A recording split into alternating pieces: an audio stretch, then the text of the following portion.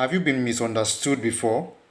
And the more you try to explain yourself, the more you are being misunderstood, the worse the situation gets. I want us to read the book of John, chapter 19, verse 17 to 22. And it talks about the story of Jesus. Verse 17 says, carrying his own cross, he went out to the place of his call, which is in Aramaic is called Golgotha. There they crucified him, and with him two others, one on each side and Jesus in the middle. Pilate had a notice prepared and fastened to the cross. It read, Jesus of Nazareth, the King of the Jews. Many of the Jews read this sign, for the place where Jesus was crucified was near the city, and the sign was written in Aramaic, Latin, and Greek. The chief priest of the Jews protested to Pilate, do not write the King of the Jews, but that this man claimed to be the King of the Jews. Pilate answered, what I have written, I have written. In this place, Jesus is the King of Kings. He's the King of the whole world. He's the King of the Jews. But they didn't want him to be the King of the Jews. The high priest and all the scribes were fighting against him. And they wanted the Pilate to write, he said he is the King of the Jews. But what Pilate wrote at the end of the day was, he is the King of the Jews. In three languages.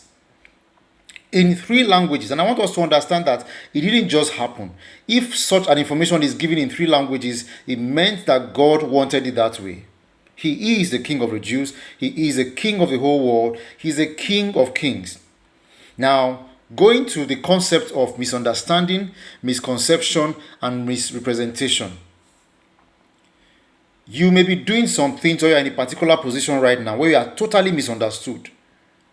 You are trying to do your best, but bad people have overturned it in such a way that you are the one that looks like the bad person. Events have turned over you like it happened to David. David was genuinely serving Saul, even though he knew he was anointed as king over Israel. He was genuinely serving Saul, but Saul started pursuing him, started trying to kill him. A genuine boy that was serving his king was being pushed around, being threatened to be killed. How does he explain himself that he's not fighting Saul? How does he explain himself? The story of Joseph. How would Joseph have explained himself to Potiphar? I want you to understand something that I believe so well as a person, that Potiphar knew that his wife was promiscuous. That's my thoughts.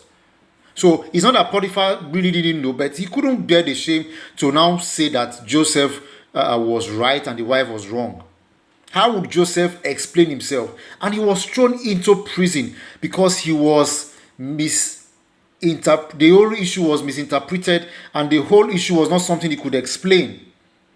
There was a misrepresentation of his personality, misrepresentation of his identity, and there was nothing he could explain. He was thrown into prison. I'm here to encourage everyone here that sometimes you don't need to say anything. Sometimes you don't need to try to talk yourself out of a particular situation. You just need to pray and believe in the goodness of God, that if there's a promise or promise over your head, that God will see you through. There was a promise and prophecy over Jesus. And because there was a promise and prophecy over Jesus, it came to pass. If you read the Bible, you see how his robe was torn into four parts, and they shared the robe, and the garment also was not torn, and they collected the garments. All these prophecies were written before that time. And then finally they wrote, the King of the Jews. People of God, it doesn't matter what you are going through. It doesn't matter even if your spouse misunderstands you. Even if you are misrepresented in your office, there's a misconception that has gone round about you. If you are God's child, I want you to believe that God has your best interests at heart, and things are going to turn out good for you. Jesus endured that cross, endured the misrepresentation, endured the misconception, despised the shame for the joy that was set before him. I want to tell you this morning that joy is set before you, and you will get into that joy. You will receive glory in the name of Jesus. God bless you. See you at the top.